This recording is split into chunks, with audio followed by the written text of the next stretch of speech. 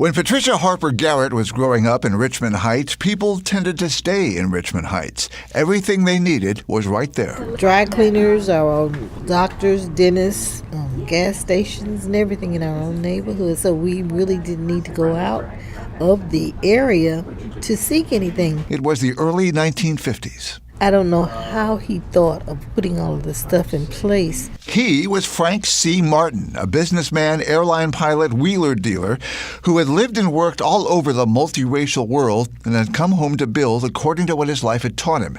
Martin's son, also Frank, also a former Pan Am captain, remembers his father's vision. A homogeneous community that could get along with each other, and you didn't have to have separate bathrooms and separate drinking fountains and separate schools. Martin had traded on all of his connections, including a mutual friend of President Harry Truman, to grease the wheels, buy the land, and even change the FHA mortgage program so black war veterans could buy homes in Richmond Heights.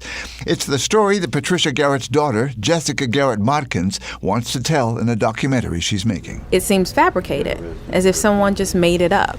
But it is real, and it's a part of all of our history. The part that really seems made up, at least to her mother's friends now, is Frank C. Martin himself. And everybody said, he's a white man? Yeah, he's way back then. Somebody had a heart and cared. The memory of Frank Martin has faded a little, but Frank Jr., now 77, likes to remember the day his daughter was born in a hospital where a number of Richmond Heights residents worked. They stopped by to see her. That's what the name meant to them. He was a pillar within the black community. The Richmond Heights of today is still a strong, stable community. This weekend, it celebrates its 65th anniversary. I'm Rick Stone in Miami.